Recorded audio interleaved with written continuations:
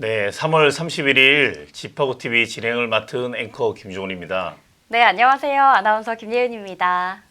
네, 오늘 김예은 아나운서 처음으로 모시고 방송하는데 간단하게 자기소개해 주시죠. 네, 안녕하세요. 오늘 처음 여러분과 함께하게 된 MC 김예은입니다. 네, 오늘 이렇게 첫 방송을 함께하게 됐는데요. 앞으로 우리 집하고 TV 시청자 여러분들이 궁금해하시는 경제 부동산 이슈들을 콕콕 집어서 또 쉽고 재밌게 알려드리도록 하겠습니다. 잘 부탁드립니다. 네, 감사합니다. 네, 꼭 집어서 잘 해주실 것 같습니다. 네. 네, 그럼 집하고 TV 오늘도 시작해 보도록 하겠습니다. 네, 윤석열 대통령 당선인의 주요 공약 중 하나죠. 이 부동산 규제 완화가 가시화될 거란 기대감이 커지고 있습니다.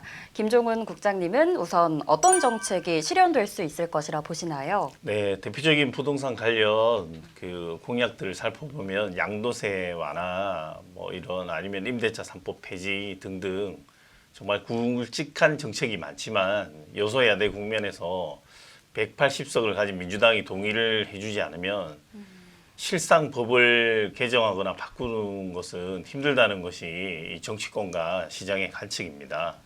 그래서 그렇다고 그러면 윤석열 당선인께서 공약했던 부분을 아무것도 못할 것이냐? 그건 또 아닌 것 같고요. 그래서 제가 지금 생각하는 것과 시장에서 나오고 있는 이야기들을 종합하면 LTV 주택담보대출 비율이죠. 기존에는 이제 집이 있던 없던 최대 60%, 또 집이 있는 경우에는 지금은 아예 대출이 막혀 있습니다. 그래서 앞에 1주택을 매도한다는 전제 조건 하에 LTV 비율을 40% 맞춰주고 이런 것들이 있었는데 이걸 그런 거 관계없이 생애 최초의 경우에는 비율을 80%까지 높여주고 또 생애 최초가 아니더라도 LTV 상한을 지역과 관계없이 70%로 단일화하고 또 그렇게 되면 나머지 2주택도 상황에 따라서 지방 발령이라든지 근무라든지 여러 여건에 따라 2주택이 되는 경우들이 실제 많습니다. 그래서 이런 분들도 대출이 막히면 발을 동동 구르죠. 예를 들어서 집을 빨리 비워주는 경우도 마찬가지입니다. 이럴 때도 보면 2주택이 되는데 갑자기 전세금을 내어줘야 된다든지 이런 일이 있을 때 대출이 되지 않아서 고민하는 분들이 많은데요. 이런 경우에도 40%까지는 지금 차등화해서 바로 실행할 것으로 보입니다. LTV 상한을 지역과 관계없이 70%로 단일화할 것이다. 네네. 라고 이제 정리를 해주셨는데 네네. 사실 이 국회 여소야대 국면에서는 이 임대차 3법 등 법 개정을 통한 폐지가 쉽진 않아 보입니다. 네, 맞습니다. 네, 대통령직 인수위원회가 생각하는 또 묘안이 있을까요? 네, 사실 묘안이라는 게 저희도 그렇지만 쉽지는 않아 보입니다. 네. 그럼에도 불구하고 현재 정치적인 상황을 고려하면 지금 청와대 용산 이전 문제라든지 네. 이 반복하는 수준이라는 것들을 국민들이 많이 보셨을 겁니다. 그럼에도 불구하고 사실은 지금 대통령직 인수위원회에 건국대 부동산학과 신공 교수라든지 이런 여러 전문가분들이 들어가 계십니다. 대표적으로 또 시장주의자기도 하고 시장 경제에 맡겨야 된다 이런 주장을 평소 때도 자주 했던 걸로 알고 있습니다. 그래서 그 공약 중에 일부를 제가 이야기해 보자면 네. 기존에 도시형 생활주택이라는 게 있습니다. 이때를 보면 현행법상은 공시가 1억 이하, 수도권에서는 사실은 공시가 1억 이하라는 집을 찾아올 수 없습니다. 특히 서울에는 지금 제가 쭉 살펴봐도 아예 없고요.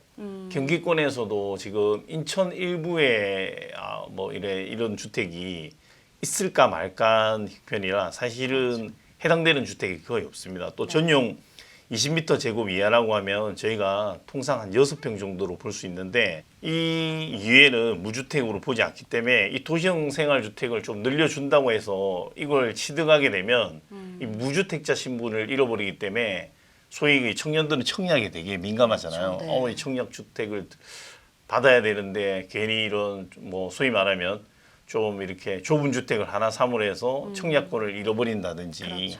네. 사실 로또 청약 이런 이야기도 많이 나오고 있고 해서 그런 것 때문에 일단 이 도시형 생활주택을 주택수에서 산정해서 제외하는 부분 그렇게 되면 당장 어쨌든 지금 전 정부가 저는 첫 번째로 좀 안일하게 생각하는 것이 집을 소위 닭장처럼 아무 곳에나 지어준다고 해서 이 청년들이나 무주택자가 좋아하는 게 아닙니다.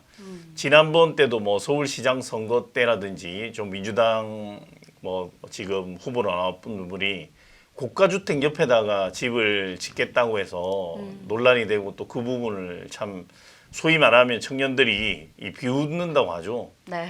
네, 비웃을 정도로 어떻게 그런 곳 사이에 집을 지어서 살라는 말이냐. 그렇죠. 뭐 경찰서 위층에 집을 짓겠다 이런 이야기도 나온 적이 있었습니다. 뭐 맞습니다. 실제로 공약에서 뭐 호텔을 개조해서 살게 해주겠다. 그래서 저는 이런 것들이 눈높이가 맞지 않는다고 생각합니다. 네. 소위 청년이라고 해서 뭐 예를 들어서 좁은 집에 닭장에 살거나 또 청년이라고 해서 전혀 주거 환경을 고려하지 않는 뭐 진짜 차 소리가 고가도로 옆에 살면 심하게 들릴 거 아닙니까? 일단 그래도 그럼에도 불구하고 지금 사실은 꽁꽁 묶어놨던 주택 공급을 늘리기 위해서는 네. 이런 방법, 진짜 규제를 해소하고 이런 집에 살더라도 또다시 내가 이 아파트 청약을 받을 수 있다는 꿈을 품을 수 있고 이런 여러 가지 보석을 봤을 때 이런 부분들은 법 개정을 안 하더라도 미세 시행령 개정 등을 통해서 이런 전용 면적만을 바꾼다든지 해서 충분히 실행 가능할 거라 생각합니다. 네. 김종훈 국장님이 우리 청년들의 마음을 정말 잘 대변해 주신 것 같습니다. 네. 사실 가장 궁금해하시는 이 포인트가 되지 않을까 싶어요. 올해 과연 집을 사도 되냐라는 문제인데요. 청년들이 규제가 풀어지면 집값이 오를 것이라는데 당장 사는 것이 좋을까요? 라는 궁금함이 있습니다. 네. 당장 사도 좋을까요? 네. 네, 저도 이 정답을 내놓기 쉽지 않은 문제라고 봅니다. 근데 하지만 제가 봤을 때 실수요자 입장에서는 뭐 내 집 마련의 꿈이 누구나 있지 않겠습니까? 네. 당연히 사도 된다고 봅니다. 근데 다만 그런 거죠. 기존에 구택을 사자니 수도권에서는 소위 월급쟁이에서 돈 벌어서 집을 사기는 힘든 형편이고 하면 그렇죠. 어쨌든 이런저런 형태의 청약을 노려야 됩니다. 네. 지금 보면 오늘 마침 청년 신혼부부들을 위한 매입 임대주택 접수를 시작한다는 공고가 떴습니다. 네. 전국 13개 시도에서 네. 청년 신혼부부를 위한 1차 입주를 모집하고 있습니다. 음. 주택은 분기별로 입주 가능 세대를 파악해서 모집하며 올해 공급 규모가 수도권에 1만 3천 호, 총 2만 1천 호가 예상이 됩니다. 그리고 모집 물량은 총 6,444호입니다. 청년형이 1,800호 정도 되고 신혼부부가 4,600호 정도로 나뉩니다. 이런 부분들은 당연히 노려봐야 되고 지금 사실은 첫 번째 이런 부분을 노려봐야 된다는 건데 이제 여기에 저도 아까 방금도 앞서 말씀드렸지만 최근에 저도 후배가 이런 주택에 좀 뭐 어차피 구리 쪽에 뭐 이런 게 됐는데 힘들다. 요새 청년이라는 분들이 보면 실제 그렇습니다. 이게 뭔가 취업이 힘들어지고 그다음에 결혼도 힘들어지고 뭐 비혼족도 많이 생기고 이러다 보니까 시집 장가를 가도 늦게 가고 30대 후반이 돼서야 뭐 이렇게 그렇죠. 소위 말하면 이런 주택도 응시를 하고 해서 아기도 갖고 하는데 너무 아까 말한 이런 면적에 뭐 전용 면적 예를 들어서 뭐 20제곱미터 이하다 6평이다 아니면 뭐 46해서 뭐 한 뭐 13, 14평 이런 데 들어가도 소위 아기들 보행기 다닐 공간도 나오지 않는다는 그렇죠. 거죠. 보행기를 길바닥에 내놓고 놀 수는 없죠. 할 수는 없잖아요. 네. 이런 이야기를 하면서 내가 집도 마련했으니 한턱 쏴라 했더니 도저히 그 내막을 모르고 하는 이야기다. 뭐 그런 이야기하면 저는 사실 화부터 난다. 네. 이래서 저는 지금도 이렇게 공급을 하는데 기존에 만들어놨던 걸 갑자기 넓히고 할 수 없겠지만 앞서 도시원 생활주택처럼 제가 하나 뭐 대안을 이렇게 말씀드려보면 마찬가지로 지금 이 시대에 맞지 않는다는 생각이 듭니다. 이런 법을 만든지 저도 좀 찾아봤더니 네. 이미 수십 년 전에 만든 법을 바꾸지 않고 있습니다. 네.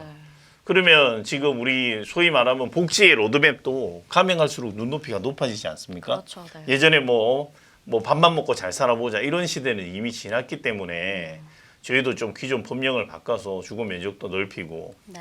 그리고 최소한 안에 뭐 예를 들어서 뭐 꼭 민간 임대업자들이 뭐 잘해서 그런 걸 만들었다고 요즘 보면 광고가 많던데 뭐 어린이집 설치를 의무화한다든지 아니면 휘트니스 시설들 기본적으로 만든다든지 좀 집은 좁더라도 그 안에서 기본적인 그 좀 복지가 영위될 수 있는 이런 좀 주택을 마련해 주는 게 좋지 않을까 네. 이런 생각입니다. 네. 이 실수요자라면 이 주택 청약을 통한 내 집 마련을 노려보시는 게 좋을 것 같습니다. 맞습니다. 청약을 통해서 살아. 네. 이런 이야기입니다. 아주 중요한 포인트였습니다.